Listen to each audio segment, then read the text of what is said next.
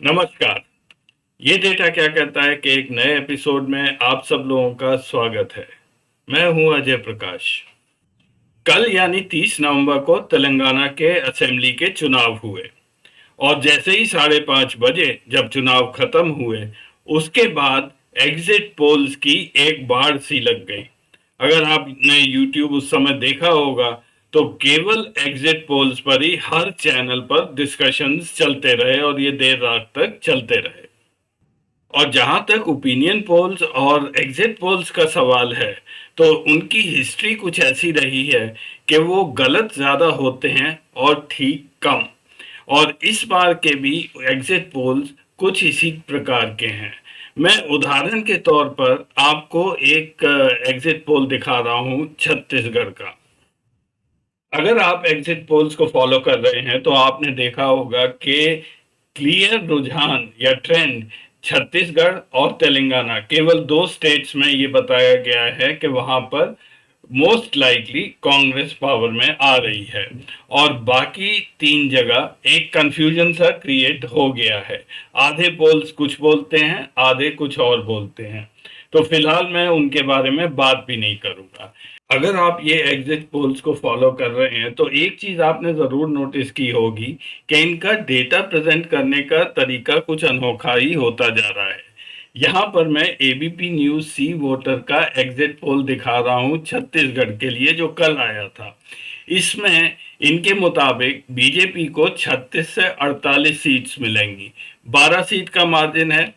Half way mark 45 का है, यानी कि 46 सीट जिसकी आ गई वो यहाँ सरकार बनाएगी। तो पॉसिबिलिटी बीजेपी की भी सरकार बनाने की ये दिखा रहे हैं। और कांग्रेस को 41 से 53 सीट्स, 41 टू 53 सीट, ज्यादा सीट्स कांग्रेस की तरफ हैं। लेकिन फिर भी जस्ट इन केस बीजेपी जीत गई तब भी इनका पोल सही माना जाएगा। और दूसरी स्टेट जहां पर एक क्लियर रुझान दिखाए हैं, एक क्लियर ट्रेंड दिखाया है, वो है तेलंगाना। जहां पर सभी पोल्स लगभग ये कह रहे हैं कि कांग्रेस पावर में आ रही है और अच्छी खासी मेजॉरिटी के साथ आ रही है। तो डिस्कशन आज के एपिसोड में तेलंगाना के एग्जिट पोल्स के बारे में नहीं है।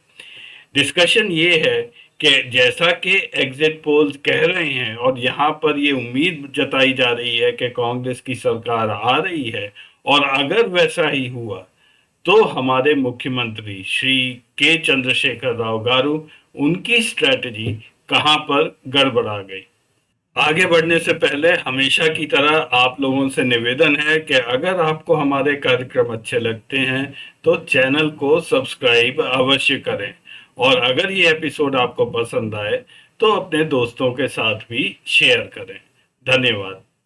अगर आप तेलंगाना की डेमोग्राफी समझ लें तो यहाँ के नतीजे समझने में थोड़ा सा आपको मदद मिल जाएगी। हालांकि सेंसस 2011 में हुआ था, लेकिन ऐसा अनुमान लगाया जाता है कि 2023 में तेलंगाना की जनसंख्या 3 करोड़ 82 लाख के करीब है। और यहाँ पर वोटरों की संख्या 3 करोड़ 30 लाख है जिन्होंने कल यहाँ वोट डाले। और 2300 कैंडिडेट्स यहाँ पर मैदान में इलेक्शन के लिए उतरे थे। राज्य में करीब 85% हिंदू पॉपुलेशन है, 12.7% मुसलमान है, और अन्य सभी रिलीजियस ग्रुप्स मिला के क्रिश्चियन, बुद्धिस्ट, सिख्स और जैन ये लगभग 2-2.5% है। अगर आप कास्ट वाइज देखें तो बैकवर्ड क्लास यहाँ पर 48% है, दलित 17%, ट्राइबल्स 11%। तो कुल मिला के ओबीसी, दलित और एसटी ये लगभग 76% हैं तेलंगाना में, जो कि एक बहुत ही बड़ा वोट बैंक बन जाता है। ये ग्राफ दिखाता है कि हर इलेक्शन में कम्युनिटी वाइज वोटिंग किस तरह से हुई थी। लाल रंग में मैंने दिखाया यहाँ पे अपर कास्ट, पीले रंग में बैकवर्ड क्लास, ब्राउन कलर में एससी एसटी, हरे में मुस्लिम कम्युनिटी और नीले में रेड्डी कम्युनिटी। तो पहले बात करते हैं बीजेपी की, और 2018 के इलेक्शन की ही मैं बात कर रहा हूँ। तो इस इलेक्शन में बीजेपी को लगभग 7% वोट परसेंटेज मिली थी, एक सीट आई थी। और जिन कम्युनिटीज ने वोट किया वो अपर कास्ट, थोड़े से बैकवर्ड क्लास और थोड़ा सा रेडी कम्युनिटी ने। अब कंपेयर करते हैं कांग्रेस और बीआरएस को। कांग्रेस को 2018 में 28.4% वोट मिले थे, 19 सीट्स आई थी। और जिन कम्युनिटीज ने वोट किया, लगभग सारे कम्युनिटीज ने वोट किया था। अपर कास्ट ने भी, दलित्स, SC ST, सबसे ज्यादा वोट्स वहां से आए थे। मुस्लिम्स ने भी किया था और रेडी कम्युनिटी ने भी किया था। लेकिन अगर आप बीआरएस को देखेंगे तो यही ग्राफ, यही कम्युनिटीज हैं, लेकिन बहुत ज्यादा वोट उनको गए थे। उनको लगभग 47% वोट शेयर था उनका। 88 सीट्स आई थी 119 में।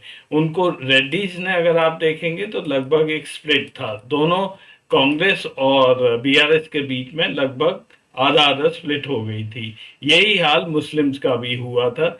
मुस्लिम्स भी, आधे लोगों ने बीआरएस को वोट किया और आधों ने कांग्रेस को। लेकिन जो SC STs हैं उसमें बीआरएस को ज्यादा वोट गए थे और बैकवर्ड क्लास के वोट्स बीआरएस को ज्यादा गए थे। अपर कास्ट भी बीआरएस को ज्यादा गए थे। तो इस बार अगर कांग्रेस को 65 सीट्स आ रही हैं, जो कि एक बहुत भारी वेव है कांग्रेस के फेवर में, और बीआरएस घटकर 30% से नीचे अगर उसका वोट शेयर जा रहा है, तो आप खुद समझ सकते हैं कि रेडीज भी इधर माइग्रेट करेंगे। ज्यादा फर्क मुस्लिम कम्युनिटी से भी आएगा। ये भी, मुस्लिम्स भी इस बार कांग्रेस को ज्यादा वोट कर रहे हैं। और ओबीसी, ये भी अगर आप देखेंगे, जो इलेक्शन के बाद में ये चीजें पता चलेंगी, लेकिन ऐसी उम्मीद है कि ओबीसी कम्युनिटी भी वो ज्यादा कांग्रेस को सपोर्ट कर रही है। तो 2023 के इलेक्शन में इस बार बैकवर्ड क्लास, दलित्स, ट्राइबल्स और मुस्लिम्स, ये बीआरएस को छोड़कर कांग्रेस को वोट क्यों दे रहे हैं? रेड्डीज के बारे में मैं ज़्यादा नहीं बात करूंगा। रेड्डी कम्युनिटी ट्रेडिशनली कांग्रेस के साथ रही है, लेकिन ये लोग ज़्यादातर बिजनेसमैन होते हैं और बिजनेसमैन हमेशा हवा के साथ जाते हैं। ये लोग मौसम वैज्ञानिक होते हैं, जो पार्टी जीतती दिखती है उसके साथ ही हो लेते हैं। बीआरएस के लिए पिछले 9 साल कोई खराब नहीं थे। 2018 में 88 सीट जीत कर आए थे और उसके बाद काफी सारे लोग अन्य पार्टी, खासकर कांग्रेस से, वो बीआरएस में जुड़ गए थे। आज की तारीख में जब असेंबली भंग हुई थी, उस समय बीआरएस के 101 एमएलए थे, बीजेपी के 3 और कांग्रेस के 5, एआईएमआईएम के 7। ओपिनियन पोल्स अगर आप जून से देखेंगे तो बीआरएस को एक कंफर्टेबल मेजॉरिटी दिखा रहे थे और कांग्रेस उस समय कहीं भी नहीं थी।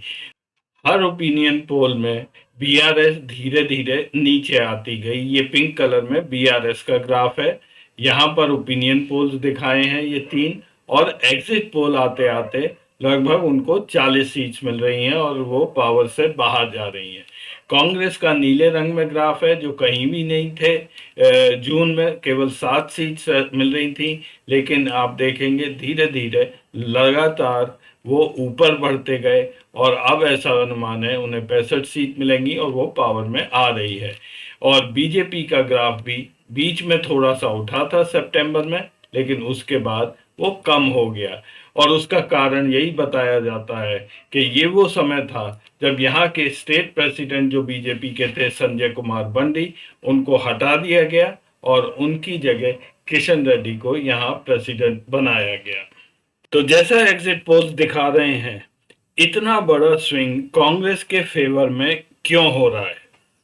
याद रखिए, ये केवल एग्जिट पोल पर डिस्कशन है और वाकई में क्या कांग्रेस पावर में आ रही है तेलंगाना में, ये सवाल का उत्तर केवल 3 तारीख को ही होगा, जब आखिरी वोट भी काउंट हो जाएगा।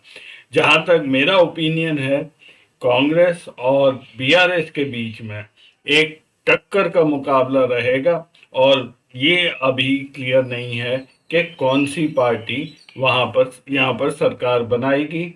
हंग असेंबली आने की पूरी उम्मीद है और अगर हंग असेंबली आती है और बीआरएस को 5-7 सीटों की कमी पड़ती है, तो वो कमी AIMIM की 5-6 सीटों से ज़रूर पूरी की जाएगी और बीजेपी चाहे वो 2 सीट जीते या 3 सीट जीते, वो बाहरी सपोर्ट केसीआर को ज़रूर करेगी। और चाहे बीआरएस जीते या हारे, ये बात तो निश्चित है कि बीआरएस की सीटें अवश्य इस बार कम होने जा रही हैं। मैंने हैदराबाद में कई लोगों से इस बारे में बात की है और जो मुद्दे निकल कर आ रहे हैं बीआरएस के बारे में, वो यहाँ पर मैं डिस्कस कर रहा हूँ। सत्ता में 9 साल बने रहने की वजह से केसीआर के अंदर एक तरह का अहंकार आ गया था।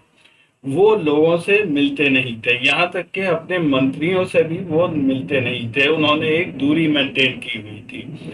ऑफिस भी वो प्रगति भवन जाते थे, जो उनका कैंप ऑफिस है, या अपने फार्म हाउस जो हैदराबाद के आउटस्कर्ट्स में है, वहां पर ही रहते थे। लोगों से उनका जुड़ाव जो एक समय था 2013-14 में, वो बिल्कुल बंद सा हो गया था। और जब आप आउट ऑफ साइट होते हैं तो आउट ऑफ माइंड भी हो जाते हैं। और यही नहीं, आपके खिलाफ तरह तरह की बातें और र्यूमर्स वो आने लगते हैं। दूसरा पॉइंट ये है कि जब से तेलंगाना में इलेक्शंस अनाउंस हुए हैं, तब से कांग्रेस पार्टी यहाँ का नैरेटिव सेट करने में काफ़ी कामयाब रही है। वो लगातार एक के बाद एक टीआरएस या बीआरएस के ऊपर वो आरोप लगाती रही, और आरोप ज़्यादातर करप्शन के रहे हैं केसीआर के खिलाफ। कांग्रेस ने डेवलपमेंट नहीं हुआ ऐसा करके कोई मुद्दा नहीं बनाया है। वो लगातार बोलते गए कि केसीआर एक करप्ट आदमी है, यहाँ तक कि उन्होंने केसीआर को का जो कालेश्वरम प्रोजेक्ट है, जिसमें 1 लाख करोड़ के ऊपर खर्चे हुए हैं, उस प्रोजेक्ट को केसीआर का एटीएम भी कहा। क्या केसीआर सरकार के खिलाफ एंटी इनकम्पेंसी थी?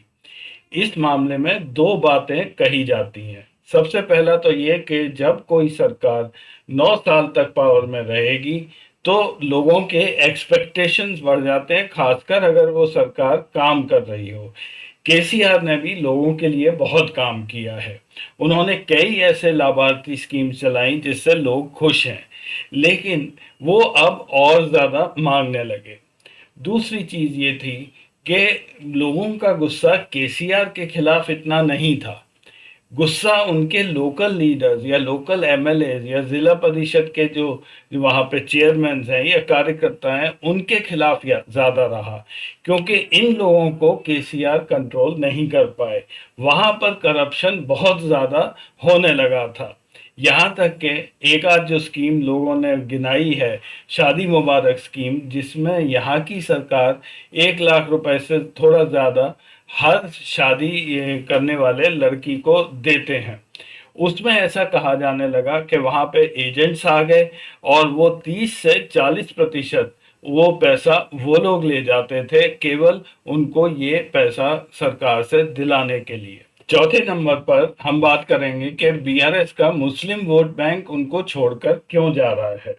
उसका सीधा सीधा एक ही कारण है कि बीआरएस ने बीजेपी के साथ कुछ साठगांठ कर ली है, ऐसा एक नैरेटिव सेट कर दिया गया है।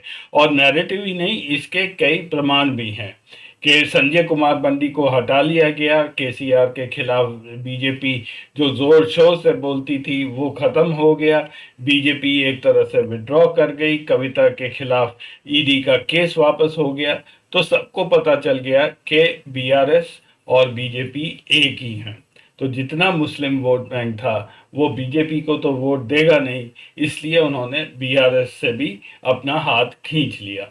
और आखिर में पांचवा पॉइंट बता के मैं आज का एपिसोड खत्म करूंगा। रूरल डिस्ट्रेस, यानी कि गांवों में कितने लोग परेशान हैं, ये बात केसीआर नहीं समझ पाए पूरी तरह। आजकल महंगाई बहुत ज़्यादा है, अनएम्प्लॉयमेंट है, कई तरह की मुश्किलें गांव में और लोअर तबके के जो लोग हैं हमारे सोसाइटी के, उनको ये फेस करनी पड़ रही हैं। 2004 में यही चीज चंद्रबाबू नायडू के साथ हुई थी, जबकि उन्होंने उससे पहले हैदराबाद आंध्रा के लिए बहुत बढ़िया काम किया। यहाँ पे हाईटेक सिटी उन्होंने ही खड़ा किया, यहाँ का नया एयरपोर्ट उन्होंने उसके लिए फंड्स लाए, यहाँ पे ओआरआर आउटर रिंग रोड बनाया। इसके बावजूद 2004 में वो बुरी तरह इलेक्शन हार गए थे। उस समय भी रूरल डिस्ट्रेस वहाँ उस समय का मेन रीजन था जिसकी वजह से वो हारे। और यही चीज अब 2023 में भी रिपीट हुई है। केसीआर भी वो नहीं समझ पाए। जैसा मैंने कहा, मैं एग्जिट पोल्स में ज़्यादा विश्वास नहीं करता हूँ। रिजल्ट्स के लिए 48 घंटे से अब कम रह गए हैं, उस समय पता चलेगा कि कौन जीता और कौन हारा। आज के एपिसोड में बस इतना ही। अगले हफ्ते फिर मिलेंगे कुछ नया डेटा लेकर। तब तक के लिए नमस्कार।